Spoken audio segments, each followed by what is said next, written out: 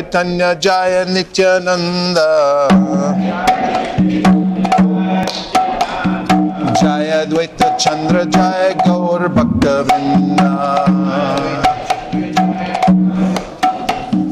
Jaya Jaya Shri Chaitanya Jaya Nityananda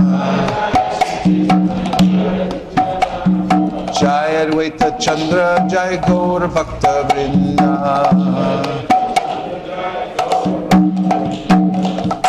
How to sell a Bhagavad Gita on its own merits. Next. There is sufficient merit in our books that if you simply describe them sincerely to anyone, they will buy. We're interested in not just distributing books for the sake of distributing books, but also for our own purification. And when we go out to distribute books, then we think of Krishna. And when we go out to distribute books on their own merits, then we must also stand up and preach and present exactly what we've realized so that people will be inspired to take. And if we distribute something else, if we sell something else, then we'll think about how to sell that other thing. So especially for our own purification, distributing books on their own merits by preaching straightforwardly about the Bhagavad Gita is very important, and people are very much attracted to hearing the straight philosophy. Next. Now, I'm going to give a brief summary of how we present the book, and then we're going to stand up and do it, and also to take home, there's this handy little booklet that we'll be distributing. And it's called How to Sell a Bhagavad Gita on Its Own Merits. And I first want to read the acknowledgement. Much of the material in this presentation I learned from His Grace Vijay Prabhu, who is a great inspiration to me, and who is perhaps the most successful distributor of Bhagavad Gita as it is the world has ever known. He only distributes Bhagavad Gitas, and I learned a lot from watching him in his particular presentation and adopted a lot of his practices.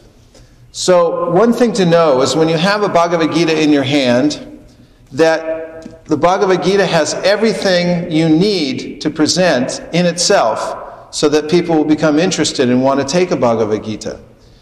So the first thing that we show people when we hand them the Bhagavad Gita is the picture of the changing bodies. And the changing bodies is one of the most provocative pictures that we have. In fact, when you go to see the Ratha Yatra festival, you might notice that the most popular booth is the changing bodies booth. That people walk up and they stand and they stare and they bring their family over. When I was at the Ratha Yatra in Montreal a couple of years ago, I was working a book table right next to the changing bodies booth. And I saw a couple walk up across the meadow, and they walked up to the booth, and they hadn't intended to come to Ratha Yatra. They just happened to be cutting across the parkway, and they came right to the changing bodies to see what it was. And I could see their faces from my angle of vision. And they were staring, staring, staring, and then the man got this horrified look on his face, and he said, "Let's get out of here." And he grabbed his wife or girlfriend, and they took off. And I thought, now that's a powerful presentation. It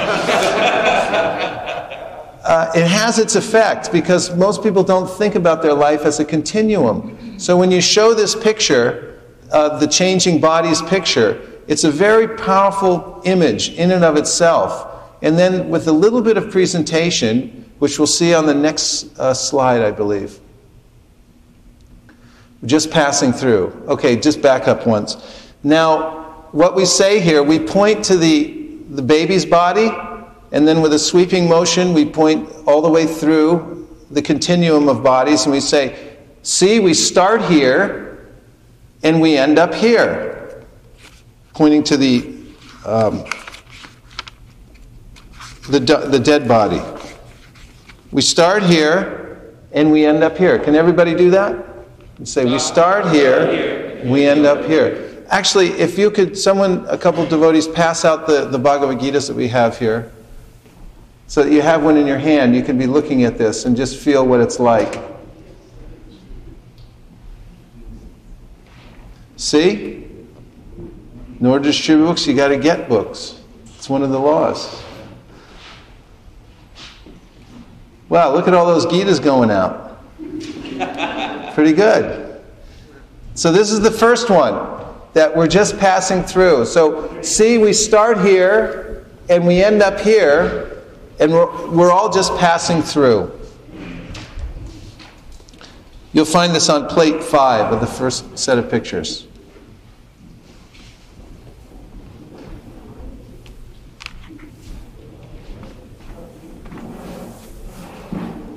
The next picture is the picture of the 3 modes of material nature. There's goodness, passion, and ignorance.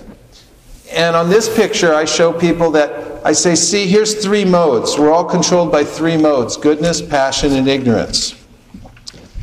And goodness means wisdom, light, knowledge. Passion means always trying to get ahead and never having enough. And ignorance means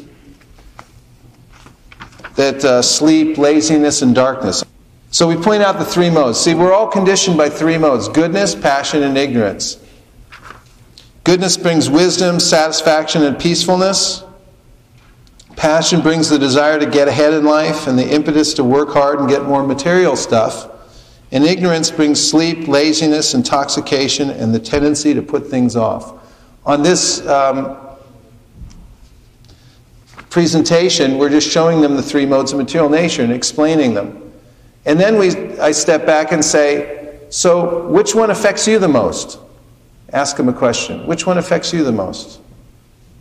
And then they usually give an answer like, well, I'm most in the goodness.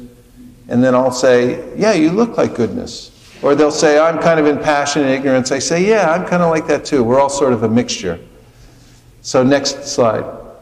We're just passing through. That's the idea of the changing bodies. And the next one, goodness, passion, and ignorance. Which one affects you the most? Very simple presentation. Next one. Next one, we show the sage. And I point out, see, here's a spiritually wise person. A spiritually wise person shows respect to everyone because he or she sees that God's in everyone's heart. Isn't that simple? And that word respect, people like that. Say, that's what a spiritual person should be. It's not an ecclesiastical thing. It's actually that someone's actually advanced in knowledge, sees God's in everyone's heart, and shows respect to everybody. Next. This gives a summary. The wise person respects all. He or she sees that the body is only the outward dress for the soul. And too bad our world leaders don't see it that way. Vijay always throws that in. Next.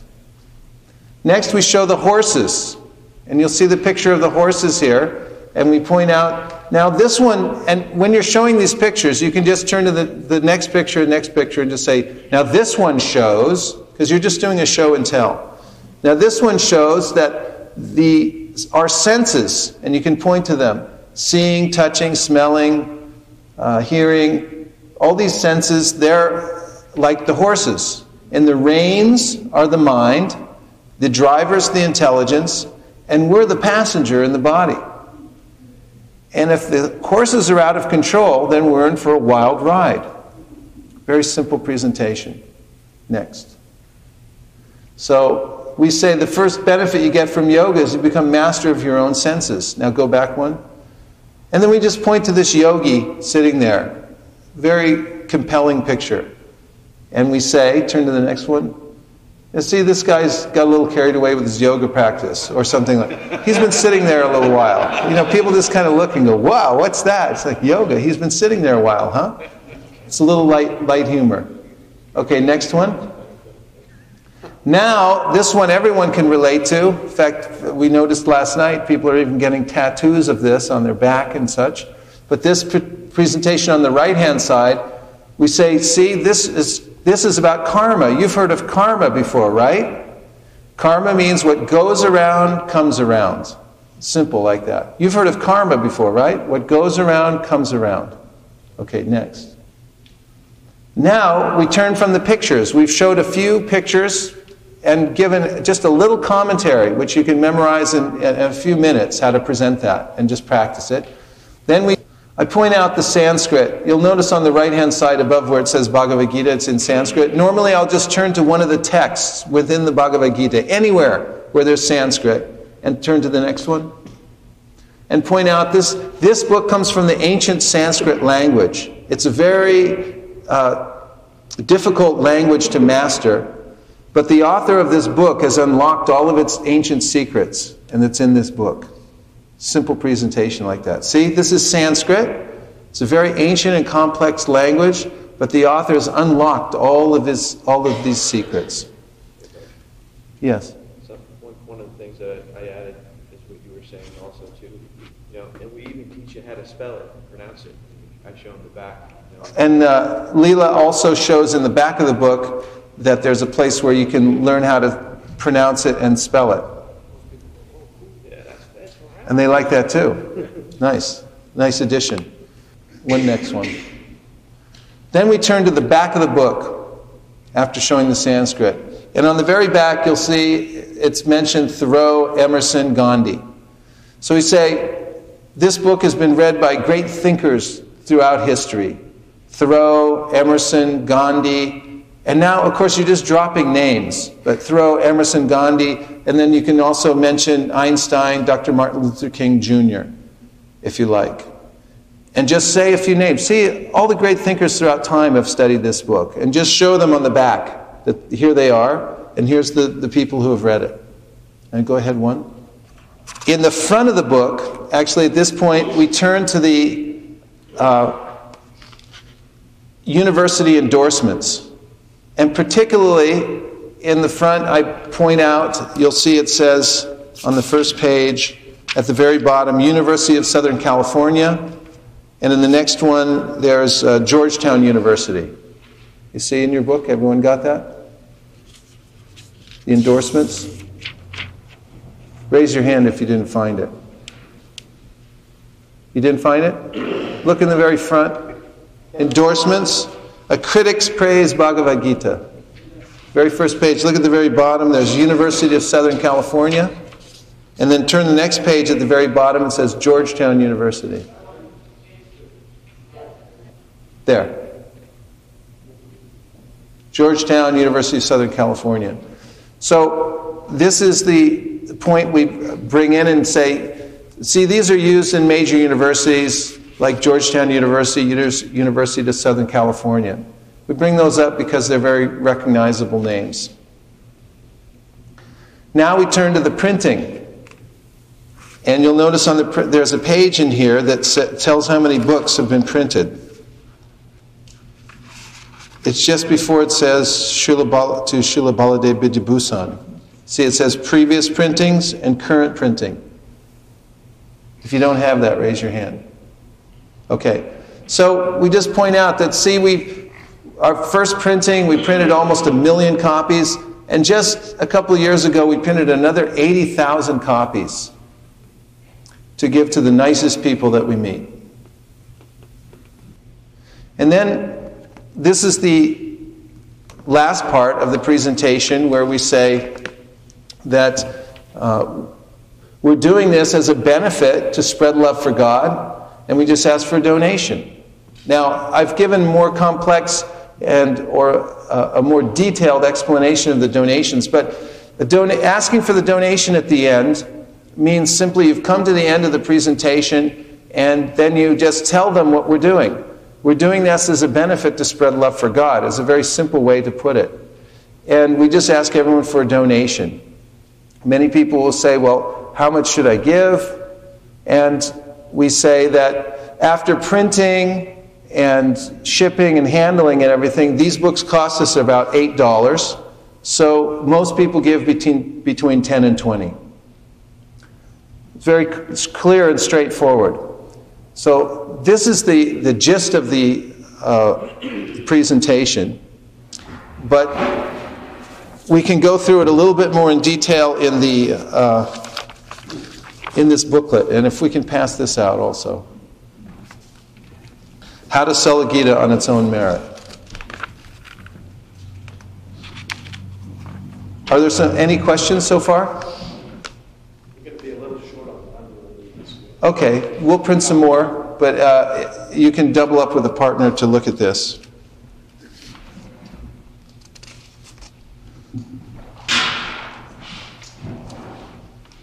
Now I'm going to go through a couple of the steps. The first step in offering somebody a book is to qualify them. And the best way to qualify someone is to ask them a question. For instance, are you from Dallas? Are you from Dallas, Nityananda? Yes. Well, great. Then let me show you one too. And actually, who was it who volunteered for, who said they wanted to do some role-playing? Nityananda Ram. Come on up here. Yeah, have a seat. So, if I'm meeting somebody for the first time and I don't know who they are, if I just walk up to them and say, here, take this. They don't know who I am, they don't know what the book is, and they don't know what my intention is, and they don't feel qualified.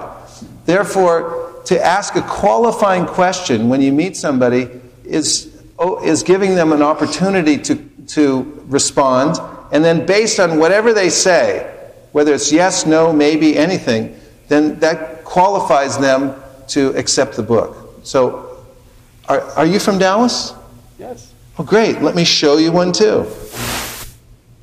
Now say no. Are you from Dallas? No. Oh, great. Let me show you one too.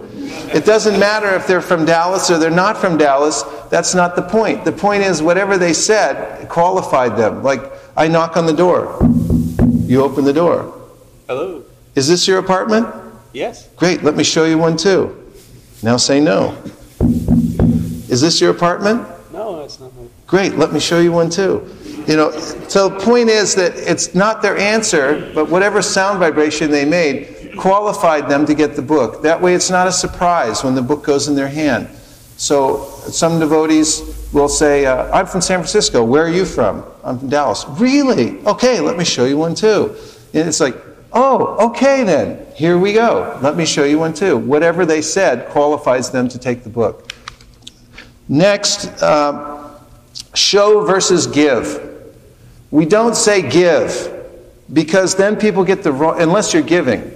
Unless you absolutely intend just to give them the book, and there may be a circumstance when you're doing that. But when we're going out with the Bhagavad Gita, and we're thinking, and we have some ulterior motive that we want to get a donation, then don't say give, because it'll give people the wrong impression, and then at the end when you say, oh, by the way, we'd like to have a donation for this, even if they happily give a donation, somewhere subtly in their mind they'll be thinking, oh, I thought he said he gave it to me. Therefore, use the word show, because show means show. And so we say, let me show you one of these. Are you from Dallas? Yes. Oh, great. Let me show you one too. Now, there's two ways. You can either let him hold the book and then hold another book out to show him, or you can say, here, let me show you, and take it back. So, are you from Dallas? Yes. Let me show you one too. Well, here, I'll show it to you really quick. Now, the psychology is that as soon as he has it in his hand and I'm showing it to them, now I'm going to show him his book, because he already has a feeling that the book is his. Even though I said I'm showing it to him, but still, here, let me show it to you. I'm showing it to you? Okay, here, I'll just show you really quick. Now, there's another part here that is very important called trust the hand. And you'll see about halfway down the second page, trust the hand. Okay, here, Leela. Thank you. Amla, here. Did you see that? Could everyone see this? Okay, let me try it again. Chaitanya, here. Watch. Can you see that? Labangla, could you see? Okay, here, watch. Chaitanya, here. Could you see it? Okay. The hand wants to grab. That's what it does. The eyes see, the ears hear, they listen. That's what they do. So if there's a noise, everyone will, the ear, you won't think about it. Your ear will just go to the back of the room. All of a sudden, oh, what was that? The ear just goes. You don't think, you go. So the hand, naturally, when you hold out a book, the hand grabs. Deal with the hand, don't deal with them. Because you can't sell a book that they don't have in their hand. One of the first mistakes that a beginner will make is to not trust the hand and to also not let go of the book. Are you from Dallas or out of town? I'm from Portland. Great. Well, here, let me show you one of these. The Bhagavad Gita. No, see, they have to take possession of the book. They have to feel that it's theirs. Eventually, we want everything must go. We want to clear out our book room. We want everyone to take a book home. So the book has to come in their hand. So you have to practice this, hold out the book, and see if the hand will take it or not. Oftentimes, as I point out in this lengthy explanation of trust the hand, oftentimes the person's thinking, oh, don't do it, but the hand goes, what the heck? This is what I do, I'm sorry, I just have to grab it. And the hand will grab it anyway. And so you have to get in the habit of holding it out to people, and oftentimes they'll hesitate, and this is a more advanced move, but hesitate a little bit the first time, and it'll go like this. And then the hand goes, oh, okay, that was good. But point is, now they have it in their hand, and I've taken it back, and I'm going to show it to them. So I call this next section show and tell, and that's all you're doing. Just show and tell. As the people say, run it up a flagpole and see if anybody salutes. We say, put it on the altar, see if they offer obeisances. So the thing is, you just run it by them, show them, and see what happens, the show and tell. Now, we saw that in the pictures here, that you go through the process. Are you from Dallas? No, I'm from Portland. Oh, really? Great. Let me show you one too then. Now, here, I'll show you really quick. See, this is the Changing Bodies exhibit, and we all start off here, and we end up here. And we're all just passing through. And then these are the three modes of material nature. We all fall under three modes: goodness, passion, or ignorance. We're all controlled by these modes. Goodness means wisdom, knowledge, light. Passion means go, go, go, got to make more money, rushing around. And ignorance means like sleep and intoxication. Which one do you think you come under the most? Probably ignorance. Ignorance, yeah, I know, me too. Now this one shows the spiritually advanced person. Now, he or she sees everyone equally and treats everyone with respect, because he or she sees that the body's like the vehicle, and that God's in everyone's heart, actually. And then this one is the horses. The horses are like the senses. You see, seeing, touching, smelling. The reins are the mind. The driver's the intelligence, and we're just the passenger. You see that? So if the horses are out of control, we're in for a wild ride. And here's a yogi. You've heard of yoga before, right? Yeah. But he's been sitting there a little too long, right? And then this one's about karma. You know karma? Yeah. You know what goes around comes back around? So these come from the ancient Sanskrit language. It's a very complex language, but the authors unlocked all of its special secrets right here in the translations and the purports. Now, many great thinkers throughout time have studied this. Thoreau, Emerson, Gandhi, Dr. Martin Luther King Jr., even Einstein studied Bhagavad Gita. And now it's used in major universities all over the world. Like you've probably heard of University of Southern California and Georgetown University. And so we've printed, here's the printings. We printed about 1 million copies the first time, and just recently, in 2004, we printed another 80,000 copies to make them available to the nicest people we meet. Now, we don't sell it. It's a benefit we do to help spread love for God all over the world, because it's the only thing lacking nowadays. We have fast internet, we have nice freeways, big buildings, but nobody's really happy. So we do this as a benefit to spread spiritual knowledge. So we just ask for a donation to cover the printing costs. How much people usually? Well, they cost us, after shipping, handling, and all the printing and everything, about $8. So most people give between 10 and 20. Okay? Thank you very much. Well, that was easy. Now, this is the basic presentation. Now, you'll notice by the time you go through and you show people the different aspects of the Bhagavad Gita and the pictures and so forth, most people start to really value it. And when you bring up $10 or $20, you know, they're willing to pay $10 or $20 for a Bhagavad Gita. And if they're not, and if, you know, they're not interested and so forth, there are, of course, as many variations on this as you can imagine, as there are types of people. So I'm giving you the generic version. And anything that can happen will happen when you're presenting. Sometimes, you know, you'll show it to somebody and immediately they'll want to buy the Bhagavad Gita, so you just let them. And sometimes you'll go into a little bit more explanation. But this is the very basis of the presentation. Yes, Leela. Quick question for myself and also others. When someone actually, what is your projection on if someone, say, gives you a 20?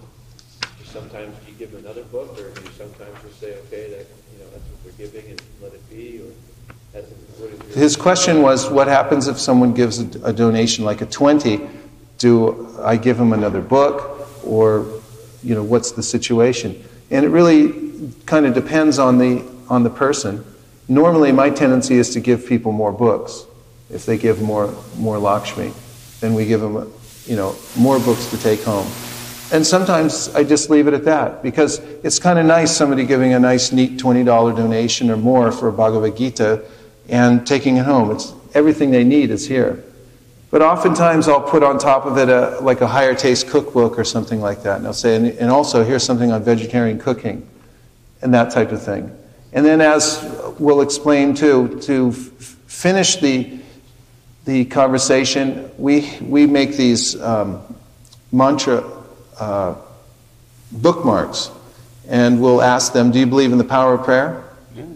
Oh, great. Then let me teach you this ancient Sanskrit prayer, and we'll hand them the card and say, here, I'll teach you the ancient Sanskrit prayer to God, and I think you'll really like it. Just repeat after me once. Hare Hare Krishna, Krishna, Hare Hare Krishna, Krishna, Krishna, Krishna, Krishna, Krishna, Hare Hare Hare, Hare Hare Hare Rama, Rama, Hare Hare Rama, Rama, Rama, Rama, Rama, Rama, Hare Hare Hare. Hare.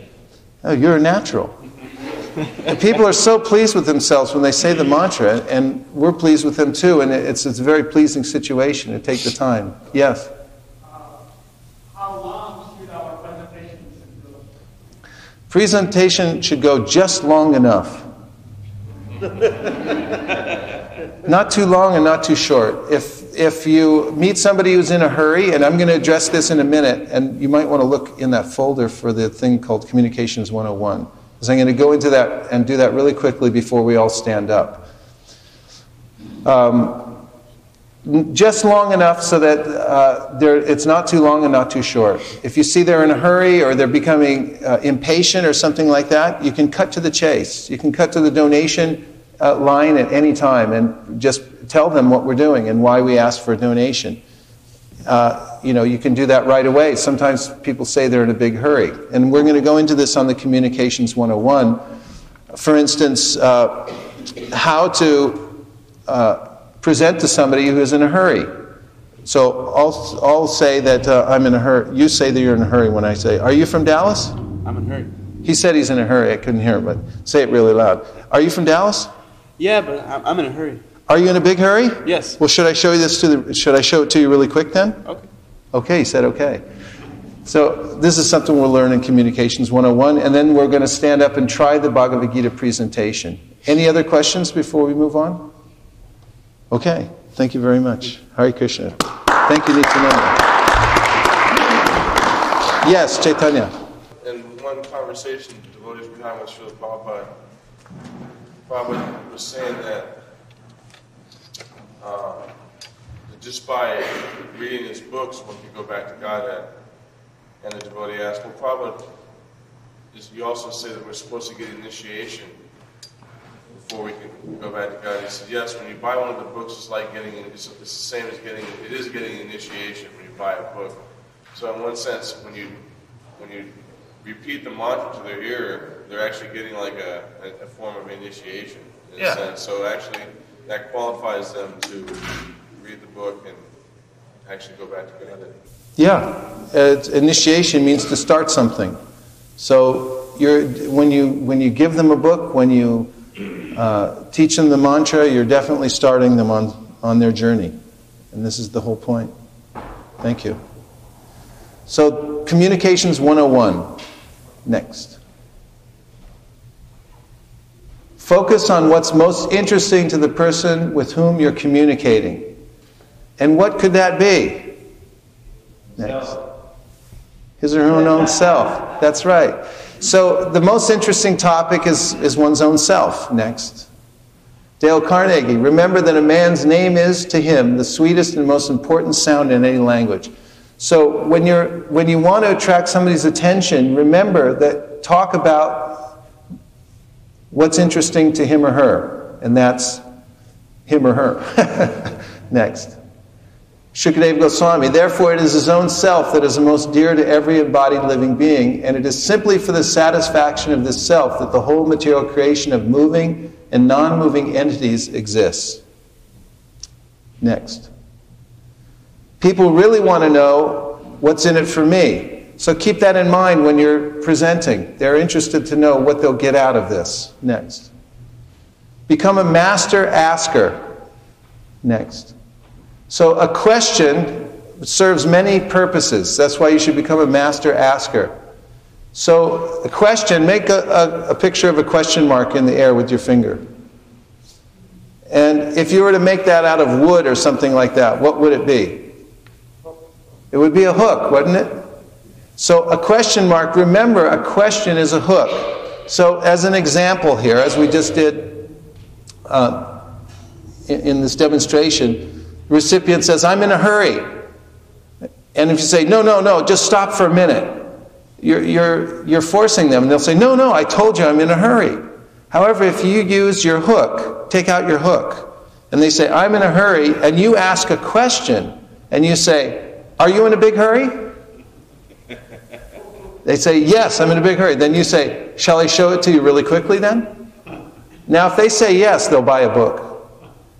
Practically every single time, if they say yes, they'll buy a book. Because if they intuitively they know what they're giving into now that you've asked the question. Shall I show it to you really quickly? If they agree, they're saying, okay, I give in. That my thing of being really in a big hurry, it's not that important, I'm going to stop and look at it. So use a question as a hook to get a response, and it will slow people down. Okay, next. What do you say? Oh, then that's good for you also. Shall I show it to you really quickly? And they say no. They say, great, have a nice day. I'll see you next time. Thank you for bringing that up. Then you know they really are in a big hurry, and it wasn't just to get rid of you. Okay, next. A question deflects insincere questions. You'll meet a lot of wiseacres out there when you're in public who want to ask you, crazy questions or insulting questions. We know this. Sri Rag used to be our bodyguard. We'd fly him in at different airports, believe it or not, to protect us when we were walking back and forth from the terminals, because there are so many wiseacres out there. So the wise guy says, why don't you get a job? Of course, I don't hear that much anymore. But why do you get a job? And the answer is, why do you ask? You don't have to come to their level and answer their question because it's demeaning, it's insulting. Just answer their question with a question. And remember, there's two guys walking down the street, friend A and friend B. And so friend A, all day long, he's asking his friend these questions about the city and everything. And friend B keeps answering the question with a question. And after a while, the friend A, he becomes a little frustrated, and he says, every time I've asked you a question today, you answer me with a question. Why do you keep doing that? And friend B says, why do you ask? So keep that in mind, because it's a very useful tool to deflect things, and even if you just want to think about something. Next. A question clarifies. How do you mean that? You can ask, how do you mean that? Recipient, is this Hinduism? Well, what do you mean by Hinduism? See, this is a preaching technique, because people want to bring the conversation to their terms. Is this Hindu? Is this one of those cult things? What's a cult? What do you mean by cult? What do you mean by Hinduism? Ask them a question back, and then it was like, well, I don't know what it means. Well, or you tell me what you think it means, and I'll tell you if we are one. Or you tell me what you think of Hindu is, and I'll tell you if this is, if I am one. And, well, I don't really know what a Hindu is. Great, then let me just show you this book. See, we all start off here, and we end up here. We're all just passing through. You see, so the question, you have to become a master asker, because the questions are the answer. Next one. A question holds their interest. You, what kind of work do you do? Them, I'm a gardener. You, are you a good one? So it keeps the conversation focused on them. We want to know how to talk about them. The question is, or the answer is to ask them questions about what they do. So I'll ask a lot of questions to people as I'm presenting the book. What kind of work do you do? Oh, really? I'm an engineer. What kind of engineer? And really, do you like it? There are a lot of questions you can ask people, and people love to talk about themselves and what they do. So it's very important to hold their interest, to talk about them. And how do you talk about them? By asking them a question about what they do, what they think, and these types of things. Next. Offer sincere compliments, because flattery will get you everywhere. It really, really will. And actually, Prabodhananda Saraswati Thakur gave the prescription for how to preach. He said that you flatter and flatter and flatter, and you fall down at the person's feet and you say you're the most educated, the most advanced person I've ever met. And then when they say, yes, and now you've understood, you're very intelligent, because you've understood who I really am, then you can preach to the person. So this flattery is very powerful. And so you can use it in the form of a question as well. Oftentimes people will say, why don't you give this to someone else? And I say, I would, but I'm supposed to give them to the most intelligent people I meet. But I used to think that flattery, of course, there was a limit, and that I shouldn't go over a certain line using flattery. But I found over the years that there is no limit. That people can absorb as much as you can. As much as you care to dish out, people will absorb. And even if they know that you're being obsequious, and they'll sort of laugh and go like, I know what you're doing, here's a donation. But it works. Because people live for that. They dress in the morning thinking, what are people going to think? In fact, we have some of these little tags we're going to pass out.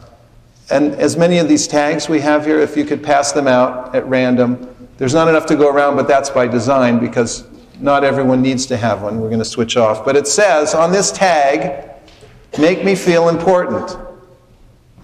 Now, wear the tag on your lapel, please, for now. And I want you to imagine from now on, whenever you meet somebody, that they're wearing this tag. And when you want to know what to say to somebody or how to treat somebody, just read the sign that they're wearing on their lapel. That says, make me feel important, because that's how people want to be treated. Okay? So everyone have a tag now that needs one? Okay, so turn to the person, everyone around the person with a tag, turn to him really quick, and just make him feel important.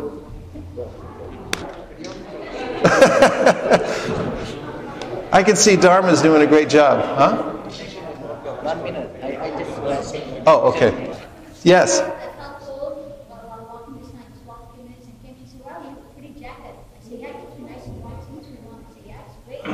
Perfect. Oh, this is excellent. She was wearing, what a pretty jacket. And, and what else? Any other specifics? You look good today. You look good today. Pretty jacket, you look good today. It makes you feel important, doesn't it? So this is how you keep someone's attention. You see this badge that they're wearing, make me feel important when you meet them. And this is the key to communication.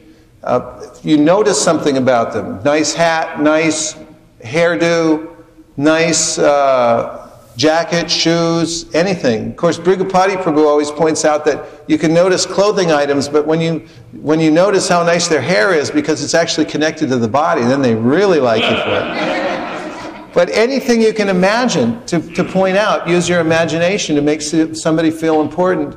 That this is the key to actually communicating well with somebody and having them warm up to you. So the Communications 101 is simple but profound. And maybe it goes to the first slide. I'm sorry. Sorry about that. Just to review. What's stuck in your mind? Anything? Yes? Flattery will get you everywhere. Anybody else? Anything stuck in your mind? Yes, Nityananda. There's no limit to the flattery. Prabhuji. Continuous asking, yes. Become a master asker. Madhavendra? The question is a hook, yes. Amala, you were going to say? Oh. Anyone else? Yes. Trust the hand, yes. Very good. Get in the habit of putting the book in their hand, okay? And what's the next? Yeah, just brush through it really quick. One last look. Focus on what's most important. The person. Next. Next. What's in it for me? Become a master asker. Question is a hook. Questions deflect insincere questions. Why do you ask? Question clarifies. What do you mean by that? Next one. Question holds their interest. Offer sincere compliments. Flattery will get you everywhere. Next. That's it. Very simple. And go, go, go. And go, go, go. Okay, now, if we can move these chairs out of the way, I know we can, and then what we're going to do is we're going to line up and partner off, and we're going to go through this exercise of presenting a Bhagavad Gita to a partner. Okay, so everyone on this side, start with the book in your hand. And everyone on this side. Stage one is to stop someone and put the book in their hand, or get their attention, qualify them, put the book in their hand. Stage two, show and tell. Stage three, ask for a donation. Got that? Hey, you from Dallas? No. Great, you get one too. Show. Bhagavad Gita. We're showing everybody these books. Yeah. Sorry. And I'd like to show you the changing bodies picture, which is far out. This is where you start off, and you end up here. We're just passing through. We changed bodies. Yeah. And this is a picture describing the three modes of material nature. Everyone is dominated by three modes of nature. There's a mode of goodness, which is like knowledge, wisdom, light. And this mode of passion is basically you got to get things done, no matter what. Go, go, Sounds go. like me. Mode of ignorance is just sleep, laziness, intoxication. And so we're all dominated by a mixture of these three modes. Which one do you think you're most dominated by? I was thinking passionate actually, but when you said laziness, it kind of felt like me. All right. Wonderful. And this next picture is showing how a spiritually minded person, he respects everyone. He respects all living entities because he sees God. God's in everyone's heart. And here we have, this picture is showing, basically it's an analogy showing the situation of the soul within the body. We're actually like on a chariot. It's compared to like a chariot where your senses are your horses. Your senses are guiding you, taking you places like your horses. Your mind is your rein. Your mind is controlling the senses. And your intelligence is the driver. And so if we don't have a strong driver, we're in for a heavy ride. Horses are just going anywhere. So one of the benefits of yoga is that it teaches us how to get spiritual strength. It gives us intelligence that we actually can do what we want to do instead of being controlled by our senses. This is a yogi. Looks like he's been sitting there for too long. To practice too. And this is karma. You've heard of karma before? No. No? Karma is what goes around comes around. See, this book has been written in the Sanskrit language. It's a very ancient language. And the authors very kindly unlocked the ancient secrets out of this book and have written in very simple language that everyone can understand. Everyone is given word for word so that people can understand. And this is used by colleges and universities throughout the world. You've heard of University of Southern California? Okay. You ever heard of Georgetown University? Oh, no. Okay. So we've been used throughout the world, and we just In our previous printing, we printed almost 1 million copies. Now we just printed 80,000 copies to distribute to all the intelligent people in Dallas. This is this book has been read by many great thinkers. You've heard of Einstein? Yes. Albert Einstein read this book. Henry David Thoreau, Emerson, Gandhi has read this book. And so now we're giving it to you. You can take it with you. We just ask a donation.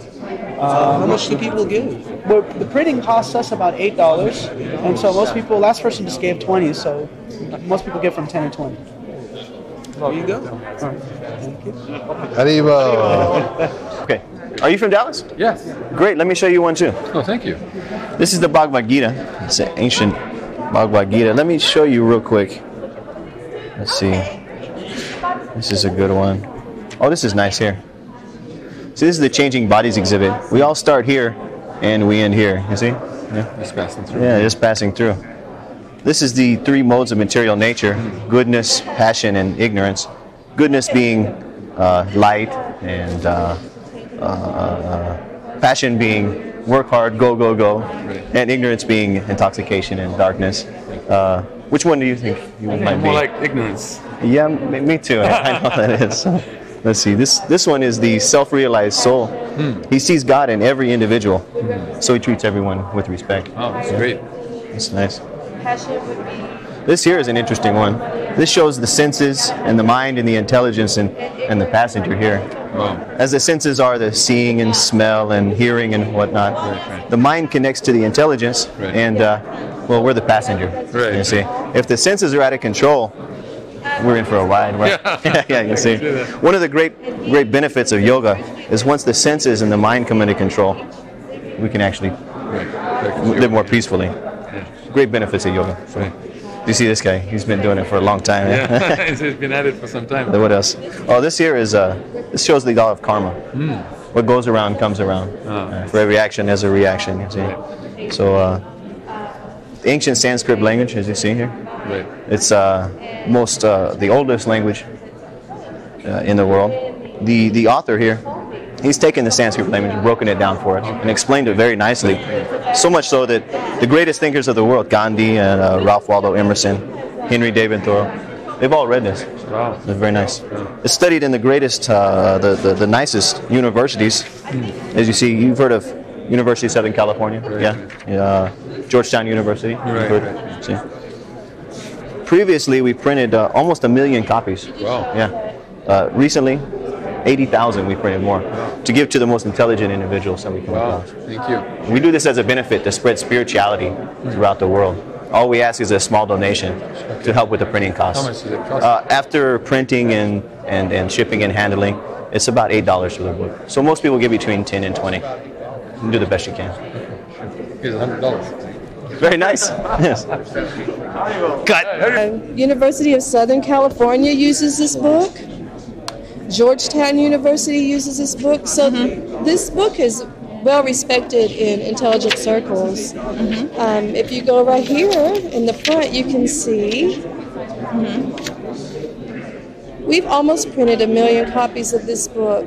And just in 2004, we have printed 80,000 more to give to intelligent people like yourself. Wow. And then there's all these other languages that it's printed in too.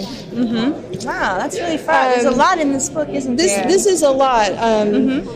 This is Srila Prabhupada. He is the author of this book, and he unlocked all this knowledge for us. When it's all said and done, the book costs us $8 after printing, shipping, handling, all that. And we're just asking for donation to cover the cost of printing, and most people give a little bit more to help us out. Oh, that's great. Okay. Thank you very much. You're welcome. Okay. Excuse me, sir. Yeah. Nice to meet you. Are you from Dallas? Yeah. Oh, great. Well, here, check this out. We'll show you one too. It's spiritual knowledge from India. You ever read much on Eastern thought before? No. Great. Well, here, let me show you. This is where the philosophy begins. It's changing bodies. I'll show you here. We're changing bodies. We start here and we end here. Pretty simple. Yeah. Reincarnation. You've heard of that before, right? Cool. Well, this talks about material nature. There's 3 modes of material nature: goodness, passion, and ignorance. Goodness is qualified by like enlightenment, and knowledge, peace, and happiness, things like that. Passion is like trying to enjoy material facilities more and more and more, but never becoming satisfied. In general mood of our country. And then mode of ignorance is when people are very tired, sleepy, depressed even. It's mode of ignorance. Right. Which mode of nature do you qualify? Sleepy. You're sleepy? Yeah. Yeah, me too. Okay. So, moving on, here we have, this is the advanced soul, advanced spiritual, self-realized soul. And he sees that within every body there's a spirit soul living there. Also, the Supreme Soul is there, God is there. So thus he respects all living entities equally and loves everyone equally. Right. So he sees God in everyone. Yeah, he sees God in all living beings. And thus he loves everyone. It would be nice if all of our leaders could see things like that, huh? Right. Be less fighting. Okay, and then this is about karma. You've heard of karma, right? Yeah. What goes around comes around. Pretty simple. And the Sanskrit. This book was originally written in Sanskrit. You can see it here. Transliteration and word for word. It teaches you how to read Sanskrit in the back of the book if you want to learn how to read Sanskrit. And I could show you, but for time's sake, we'll skip ahead. Right then. And, yeah. Oh, yeah, our spiritual master, he's the one that unlocked all the secrets of Sanskrit. Throne Emerson used to read this book, and Gandhi. You've heard of Gandhi, right? Yeah. Yeah. Thin guy. Great guy. Great guy. Gandhi. My good friend Gandhi. Different professors have read it. Georgetown University. This Dr. S. Shukla. And you may have heard of the University of Southern California. Yeah, football. Football. That's yeah, right. For sure. And we now the next thing is that he goes to is printing. Previously, we printed almost 1 million copies. And recently, we printed 80,000 copies so we can distribute them to all the nice people like you. Wow. So we print all these books ourselves. We're doing this as a benefit. We're trying to spread love of God throughout the world so people like the sage in the book can become more peaceful and happy. Right. The cool thing is we don't sell them. We print them ourselves. We get donations. So after printing them and the distribution of shipping them and everything, it costs about $8. So most people give like $10 or $20. Anyhow, Vaishesika, he deserves all the praise. Vaishesika Das Prabhu, all glories. He's a very empowered spirit. His presentation is amazing. So many things that come to mind, but how to present a Bhagavad Gita, he actually he gives it to you step by step, and then the role playing, it gives you the tools, it gives you the practice to go out there, so that when you do go there, you have the game plan, you have the idea of what you're going to do. It's to be seen still if I could do it. You feel confident? I feel much more confident, yeah. I feel much more confident than when we started. I haven't been out doing any books yet, but I think I could. I think I could with the help of Krishna and Vaishesika Prabhu's his instructions. That's that I get. It's nice, it shows you the principles of Krishna consciousness, and it really teaches you that you should regulate the mind by chanting Hare Krishna, Krishna Krishna, Hare Hare, Hare Rama, Rama Rama, Hare Hare. Well, yeah, he explains how to sell a book pretty nicely. Like, I'm a telemarketer, and we use a script to sell our product. So I was and there's a script in this how to sell a Gita. There's rebuttals. So if they say, I'm not interested, there's something you can say back to them. And it's basically, to be a telemarketer or a book distributor, you just got to be confident, I guess, and you have to have an authoritative voice. At least that's what I was taught in my telemarketing class. You have to be in control of the conversation, or they'll be controlling you. So you feel confident now you could go out on the street? I hope so. I could try. Krishna's incarnation, this world, is through his books. And through the books is the only way we could spread Krishna consciousness. Haribol. Hare Krishna, my name is Chaitanya Chandradas from Dallas, Texas. To me, Vaishesika's coming was like and this whole presentation has been a revitalization of solid purpose of the mission of Prabhupada to distribute his books and spread Krishna consciousness, which we've been missing here for some period, it seems, on a certain level at least.